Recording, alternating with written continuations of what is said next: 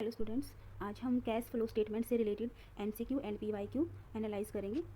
तो आज का हमारा कैश फ्लो स्टेटमेंट के कुछ क्वेश्चन, उससे पहले ये क्वेश्चन हैं कि लाइफ क्या, life is so beautiful, 1 day 1 hour 1 minute will never come again, यानी कि एक दिन 1 घंटा 1 मिनट कभी वापस नहीं आएगा दोबारा। So just forget all problems and be happy, इसीलिए अपनी प्रॉब्लम को भूल जाओ और खुश रहो। तो आज ये हमारा एक मोटिवेशनल क्वेश्चन था। आज का हमारा क्वेश्चन है first, which of the following is note and activity. Note जहाँ पे भी आ जाए उसको पहले सर्कल कर लेना, ठीक है, यानी कि ये नोट आ चुका है। तो विच of the following is note and activity classified in A cash flow statement, यानी कि कैश फ्लो स्टेटमेंट में कौन कौन सी जो इसमें आइटम्स है, एक्टिविटी है, वो क्लासीफाइड नहीं की जाती। आज ये पीडीएफ मैंने हिंदी और इंग्लिश दोनों में ही बनाई है। तो इसका इसमें ऑप्शन क्या क्या दे रखा है कि ऑपरेटिंग एक्टिविटी, यानी कि हमें ये देखना है कैश फ्लो स्टेटमेंट में इसमें से कौन सी आइटम नहीं आती। तो ऑपरेटिंग एक्टिविटी, सेकंड है बी इन्वेस्टिंग एक्टिविटी, सी है फाइनेंशियल एक्टिविटी और डी है मार्केटिंग एक्टिविटी। हमें ये कैश फ्लो स्टेटमेंट का नाम आते हैं, हमें 3 आइटम तो हमारे दिमाग में आ ही जाती है कि एक तो ऑपरेटिंग होती है, इन्वेस्टिंग होती है, फाइनेंसिंग होती है, ठीक है। तो मार्केटिंग एक्टिविटी इसमें नहीं होती, तो इसका आंसर रहेगा डी। ओके, फिर इसके बाद आता है सेकेंड क्वेश्चन। सेकंड क्वेश्चन क्या कहता है, which of the following is an investing activity. निम्नलिखित में से कौन सी एक निवेश गतिविधि है, यानी कि इसमें से इन्वेस्टिंग जो एक्टिविटी है कौन सी है, क्योंकि हमने 3 एक्टिविटी पढ़ी है। 3 एक्टिविटी में कौन सी देखी अभी ऊपर हमने, ऑपरेटिंग, इन्वेस्टिंग एंड फाइनेंसिंग। तो यहाँ पे हमारे पास इन्वेस्टिंग में पूछा है कि इन्वेस्टिंग एक्टिविटी में इसमें से कौन सी आती है। पेमेंट ऑफ डिविडेंड, लाभांश का भुगतान, इशुएंस ऑफ शेयर्स यानी कि शेयर जारी करना, परचेज ऑफ मशीनरी, मशीनरी की खरीद। तो ये तो हमारे पास क्या आएगा, ये सी वाला मशीनरी की खरीद। और फिर डी है पेमेंट ऑफ सैलरीज, वेतन का भुगतान। तो इसमें से हमें ये बताना है कि इन्वेस्टिंग एक्टिविटी में क्या होता है कि हमने अपने रुपए किस चीज़ में इन्वेस्ट किए हैं, किस संपत्ति को खरीदने में इन्वेस्ट किया है। तो यहाँ पे हमारे पास रहेगा सी ऑप्शन, ठीक है, इन्वेस्ट करना। इन्वेस्ट का मतलब होता है जो जिसका हमें लॉन्ग टाइम के लिए बेनिफिट हो, ठीक है। तो सी इसका आंसर रहेगा, क्योंकि यहाँ हमने मशीन खरीदी है तो रुपये देकर हमने अपने रुपये किस में इन्वेस्ट कर दिए, मशीन में इन्वेस्ट कर दिए। फिर आता है थर्ड क्वेश्चन, क्या कहता है, cash received from customer is show under which activity. Cash received from customer, यानी कि ग्राहकों से प्राप्त जो नगदी हमें मिलती है, ग्राहकों से कैश जो हमें मिलता है, वो किस गतिविधि के अंतर्गत दिखाया जाता है। इन्वेस्टिंग में, फाइनेंसिंग में, ऑपरेटिंग में, नन ऑफ दी अबव। तो हमें इन तीनों में से किस में यूज़ करेंगे, तो ये ऑपरेटिंग में होना चाहिए, क्योंकि जो रूटीन के हमारे पास कस्टमर्स के जो लेन देन होते हैं वो किस में डालते हैं, ऑपरेटिंग में डालते हैं, ठीक है। फाइनेंसिंग में हम क्या करते हैं, जैसे कोई शेयर्स इशू करना, डिबेंचर्स इशू करना, ठीक है। तो इस तरह की जो फाइनेंसिंग एक्टिविटी जहाँ से हमें रुपये मिलते हो, तो उसमें फाइनेंसिंग एक्टिविटी होती है। बट ऑपरेटिंग एक्टिविटी में हमारे पास रूटीन के जो डेली के वर्क होते हैं वो हम इसमें इंक्लूड करते हैं। तो इसका सी ऑप्शन सही रहेगा। फिर आता है फोर्थ में, which of the following is a non cash item and not shown in cash flow statement, यानी कि नॉन कैश आइटम कौन सी है, यानी कि जो कैश आइटम नहीं है और not show in the cash flow, और वो कौन सी आइटम है जिसको हम कैश फ्लो स्टेटमेंट में शो नहीं करते। तो यहाँ हिंदी में भी दे रखा है, निम्नलिखित में से कौन सी एक नगद मतलब गैर नगद मद है जिसको हम कैश में इंक्लूड नहीं करते और जिसे नकदी प्रवाह विवरण में भी नहीं दिखाया जाता। तो डेप्रीशिएशन, सेल ऑफ इक्विपमेंट, यानी कि हम किसी भी कोई भी मतलब उपकरण हमारे पास कोई इक्विपमेंट है उसका हम बेच रहे हैं, issue of debenture of for cash. तो ये हमारे पास क्या है, मैंने अभी बताया था कि इशू को शेयर करेंगे, डिवेंचर्स को शेयर करेंगे, मतलब इशू करेंगे, सॉरी, तो इशू करते हैं, शेयर को इशू करते हैं, डिवेंचर को इशू करते हैं, तो वो हमारी फाइनेंसिंग एक्टिविटी होती है, ठीक है। पेमेंट ऑफ इंटरेस्ट और ये सेल ऑफ इक्विपमेंट, ये चीज़ें हमारी किसके अंडर में आ जाएगी, लगभग सेल ऑफ इक्विपमेंट आती है हमारी ऑपरेटिंग में। और डेप्रीशिएशन होता है ना, ये नॉन कैश आइटम है, और ये मैंने एग्जाम में पूछा भी गया 1 नंबर के एमसीक्यू में कि नॉन कैश आइटम क्या है। तो यहाँ नीचे ऑप्शन में डेप्रीशिएशन होगा, क्योंकि नॉन कैश इसलिए बोलते हैं क्योंकि नकद की फॉर्म में हमारा लॉस नहीं होता बिजनेस में, बट धीरे धीरे हमारी संपत्ति है वो क्या कर जाती है, धीरे धीरे लॉस कर जाती है, इसलिए इसको बोलते हैं नॉन कैश आइटम। और इसको हम क्या करते हैं, नकदी यानी कि कैश फ्लो स्टेटमेंट में भी नहीं दिखाते। तो इसका ए आंसर ठीक रहेगा। फिर आता है फिफ्थ क्वेश्चन क्या कहता है कि in the indirect method net profit is adjusted for, अप्रत्यक्ष विधि में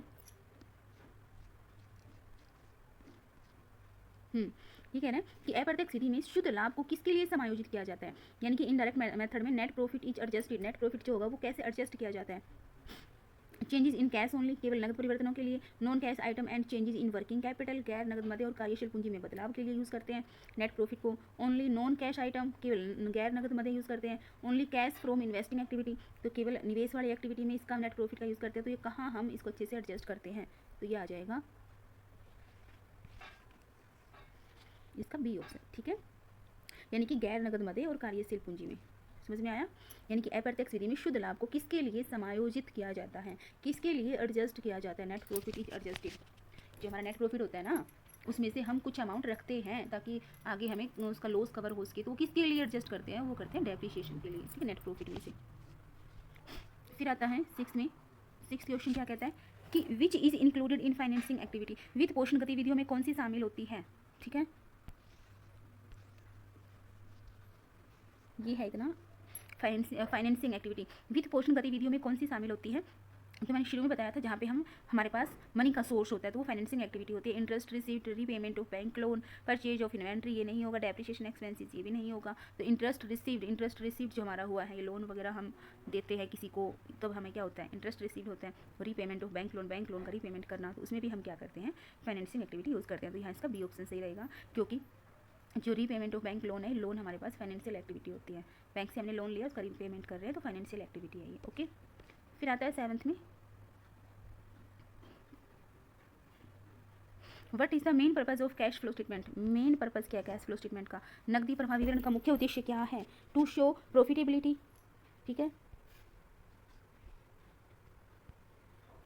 टू शो प्रॉफिटेबिलिटी। बी है to show financial position. C है to show changes in cash over a period. To calculate retained earning, संचित लाभ की गणना करने के लिए। तो नकदी प्रवाह विवरण का हमारा मुख्य उद्देश्य क्या होता है? एक अवधि में नकदी में बदलाव कितना हुआ है। मे भी तो इसका सी ही होना चाहिए, तो इसका सी आंसर, क्योंकि हम एक पीरियड में देखते हैं कैश कितना आ रहा है और कितना जा रहा है, ठीक है, कैश फ्लो स्टेटमेंट के माध्यम से। फिर आता है 8th question, which method is used for operating activities section. संचालन गतिविधियों के लिए कौन सी विधि प्रयोग की जाती है? समझ में आ गया? यानी कि जो हमारी संचालन जो गतिविधियां हैं, ऑपरेटिंग एक्टिविटीज़ हैं,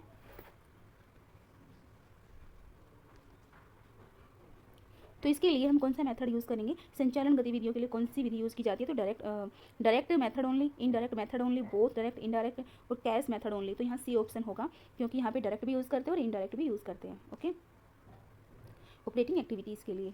फिर है नेक्स्ट 9th क्वेश्चन क्या कहता है? 9th क्वेश्चन में बोल रखा है कि विच of the following is show under cash flow from financial activity. Financial activity से जो हमारे कैश फ्लो स्टेटमेंट में फाइनेंशियल एक्टिविटी के अंडर में हम कौन कौन सी आइटम शो करते हैं? तो इंटरेस्ट पेड, ठीक है, issue of shares, depreciation, dividend receive.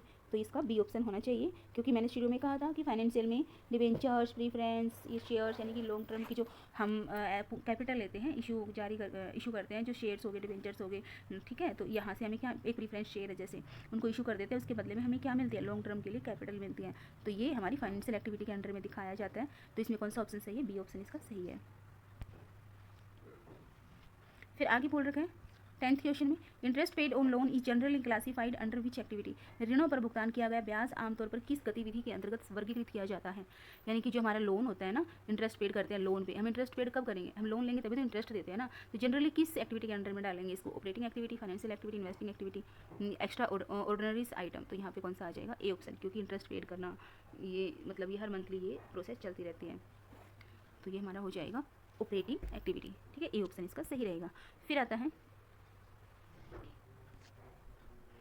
नीचे दे रखा है कि ऑपरेटिंग एक्टिविटी में नोट किया as per accounting standard 3rd, और दूसरा इसका कैश फ्लो स्टेटमेंट आता है इसके अकाउंटिंग स्टैंडर्ड 3rd में, और अभी इसको क्या कर दिया? इंड AS 7 को बना दिया, जहाँ पे कैश फ्लो स्टेटमेंट होता है। Interest paid can be classified under either operating और फाइनेंशियल, दोनों ही हो सकता है डिपेंडिंग ऑन अकाउंटिंग पॉलिसी, ठीक है। इंटरेस्ट पेड हम करते हैं क्योंकि हमने लोन लिया, तो इंटरेस्ट पेड करेंगे। लोन लेना हमारे पास फाइनेंशियल एक्टिविटी है, तो इंटरेस्ट पेड उसमें भी जा सकता है, ठीक है। क्लियर यहाँ तक?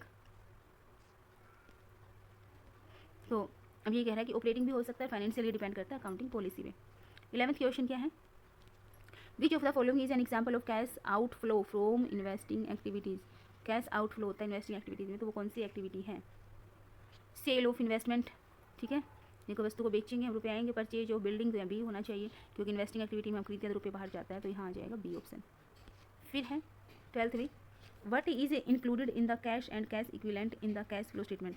नकदी प्रवाह विवरण में नगद और नगद समक्ष में क्या शामिल होता है, ठीक है, यानी कि जो कैश है या फिर कैश के इक्विवेलेंट है, उनमें क्या क्या हम शामिल करते हैं। एक क्या है हमारे पास? Fixed deposits with more than 12 month. समझ में आया? कैश और कैश इक्विवेलेंट का मतलब होता है जो 12 मंथ के अंडर में हम उसको कैश में कन्वर्ट कर दें, तो उसको हम क्या बोलते हैं? Cash flow statement. तो यहाँ पे क्या है? Fixed deposits with more than 12 months maturity नहीं, इसकी maturity period within 12 month ही होती है, मोर देन नहीं होती, तो ए नहीं होगा, ए नहीं होगा इसका। फिर बी में क्या है, marketable security held for long term, ये भी नहीं है। Bank balance and treasury bills, ठीक है। डी है equity share of other companies, यानी कि सी जो ऑप्शन है ना, बैंक बैलेंस और ट्रेजरी बिल्स, ये हमारी 12 मंथ के लिए, मतलब इससे कम या 12 मंथ के लिए ही होती है, तो ये हमारी कैश और कैश के इक्विवेलेंट होती है, ठीक है। ये ऊपर दे रखा है B marketable security held for long term, marketable security हमारी लॉन्ग टर्म की नहीं होती, बट ये लिख दिया उन्होंने फॉर लॉन्ग टर्म, तो ये इसमें इंक्लूड नहीं करेंगे। 13 क्वेश्चन क्या कहता है, which of the following method starts with net profit to calculate cash from operating activities, निम्नलिखित में से कौन सी विधि संचालन गतिविधियों से नगद की गणना के लिए शुद्ध लाभ से प्रारंभ होती है, ठीक है। समझ में आया कि इसमें कौन सा मेथड है जो नेट प्रॉफिट से शुरू करते हैं, और ये ऑपरेटिंग एक्टिविटी से शुरू, मतलब ऑपरेटिंग एक्टिविटी का कौन सा मेथड है जिससे हम नेट प्रॉफिट से शुरू करते हैं, ठीक है। तो यहाँ पे डायरेक्ट मेथड है, इनडायरेक्ट मेथड है, कैश मेथड है या डी, तो यहाँ इसका बी ऑप्शन सही रहेगा। इनडायरेक्ट मेथड में हम कहाँ से शुरू करते हैं, हम शुरू करते हैं नेट प्रॉफिट से। 14th क्वेश्चन है, आयकर का भुगतान नकदी प्रवाह विवरण के किस भाग में दिखाया जाता है, आयकर का भुगतान नकदी प्रवाह विवरण के किस भाग में दिखाया जाता है, तो यहाँ पे क्या आ जाएगा, ऑपरेटिंग एक्टिविटीज़, बी है फाइनेंसिंग एक्टिविटीज़, सी है इन्वेस्टिंग एक्टिविटीज़, डी है एक्स्ट्रा ऑर्डनरीज एक्टिविटीज़। तो यहाँ पे हम किस में दिखाएंगे, इन जो आयकर का भुगतान नकदी प्रवाह विवरण के किस भाग में दिखाया जाता है, तो ये हमारे पास किस में आएगा, देखो इसको ऑपरेटिंग होना चाहिए, तो ये है इसका ए ऑपरेटिंग एक्टिविटीज़, बिकॉज जो हमारे पास टैक्स वगैरह होता है ये रूटीन का ही वर्क होता है, ठीक है। रूटीन का मतलब जैसे कि मंथली सैलरी मिल रही है तो हर महीने क्या होगा, टैक्स डिडक्ट हो रहा है ना, तो यहाँ पर लगभग रूटीन के अंडर में ही आ जाता है, ये ऑपरेटिंग एक्टिविटी के अंडर में ही आता है। फिर आगे क्या दिया हुआ है, ये हो गया ना अपना, इसके ऊपर वाला क्या था, नहीं हुआ, ये हम यहाँ तक हुआ है हमारा, ठीक है, ये भी नहीं हुआ, ये वाला हुआ है। इसके बाद है 15th question, dividend received is show under which activity as per Ind AS7, यानी कि इंड्स AS7 के अनुसार प्राप्त लाभांश को किस गतिविधि के अंतर्गत दिखाया जाता है, operating, financial, investing, none of the above, तो यहाँ पे सी ऑप्शन सही रहेगा, इन्वेस्टिंग एक्टिविटी, ठीक है। लाभांश को किस गतिविधि के अंतर्गत दिखाया जाता है, प्राप्त लाभांश को, तो हमें क्या कहाँ से मिलेगा ये लाभांश, हमने शेयर इशू किए या डिबेंचर्स, जो डिबेंचर नहीं प्रीफरेंस शेयर है या शेयर इशू किए, तो वहाँ से कहीं ना कहीं हमें क्या होता है, प्रॉफिट होता है, और वो हम क्या करेंगे, इन्वेस्टिंग एक्टिविटी में डाल देते हैं, क्योंकि इन्वेस्ट करने पे प्रॉफिट हुआ है ना। 16 है, cash flow statement is prepared for which period, cash flow statement है वो किस अवधि के लिए तैयार किया जाता है, एज ऑन ए पर्टिकुलर, ये इंपॉर्टेंट क्वेश्चन है, पीजीटी स्क्रीनिंग में आया था ये वाला क्वेश्चन। तो ये क्या, नकदी प्रवाह विवरण किस अवधि के लिए तैयार किया जाता है, as on a particular date for a period of time at the time of audit as per management decision, तो इसका हमारे पास आंसर रहेगा बी आंसर इसका सही रहेगा, ठीक है। For a period of time, एक अवधि के लिए, एक विशेष तिथि के लिए नहीं, लेखा परीक्षा के समय पर नहीं, प्रबंध निर्णय के अनुसार नहीं, एक विशेष पीरियड के टाइम क्या किया जाता है, इसका कैश फ्लो स्टेटमेंट का को बनाया जाता है। 12th क्वेश्चन क्या कहता है, what is included in the cash and cash equivalent in cash flow statement, नकदी प्रवाह विवरण में नगद और नगद, ये पीछे आ चुका है, हाँ वहाँ कुछ और आइटम था लेकिन यहाँ इन्होंने डिफाइन कर रखा है, अंडर 12 मंथ्स या क्या है अप टू 12 मंथ तक, तो 12 माह से अधिक ए नहीं होगा, दीर्घकालीन भी नहीं होगा, बैंक शेयर्स, ट्रेजरी बिल, अन्य कंपनियों के इक्विटी शेयर, तो यहाँ पे क्या बैंक शेयर्स क्या है, ये कैश है, इसका सी ऑप्शन सही रहेगा। फिर है 13 में, which of the following method starts with net profit to calculate cash from operating activities, निम्नलिखित में से कौन सी विधि संचालन गतिविधियों से नगद की गणना के लिए शुद्ध लाभ से प्राप्त होती है, आगे समझ में, यानी कि ऐसी कौन सी विधि है जिसका क्या है, ऑपरेटिंग एक्टिविटी से नगद की गणना के लिए शुद्ध लाभ से प्रारंभ होती है, तो ये हमारी कौन सी पीछे भी आया था, ये इनडायरेक्ट मेथड, और ये शायद मैंने क्वेश्चन करवा दिए हैं क्या, अच्छा ये वापस कब आगे पीछे चले गए, यहाँ जो ये भी हो गया है, बताया था मैंने इसका, इन्वेस्टिंग एक्टिविटी 16 भी हो चुका है।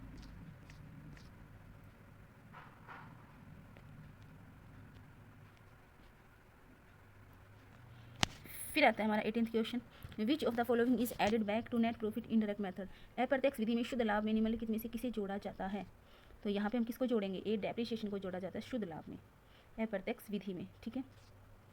फिर आता है 19 question, which of the following items decreases cash flow from operating activity, निम्नलिखित में से कौन सी मद संचालन गतिविधियों से नकदी प्रवाह को घटाती है, यानी कि ऑपरेटिंग एक्टिविटी से क्या है, जो कैश फ्लो जो आइटम है यानी कि नकदी प्रवाह को घटाती है, तो यहाँ पे क्या आएगा,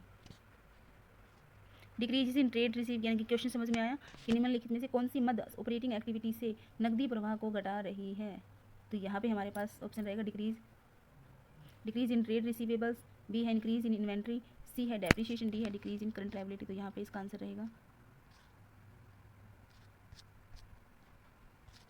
बस PDF क्या हो रखा है,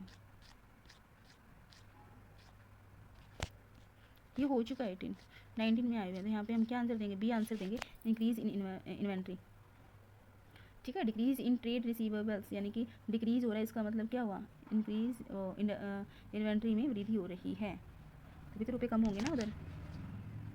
तो ये थे हमारे 20 क्वेश्चन, समझ में आया होगा अच्छे से, और ये अच्छे से देख भी जाना, क्योंकि ये MCQ की सीरीज़ तो इम्पोर्टेंट है, कंटेंट तो कोई भी बना देगा। ठीक है,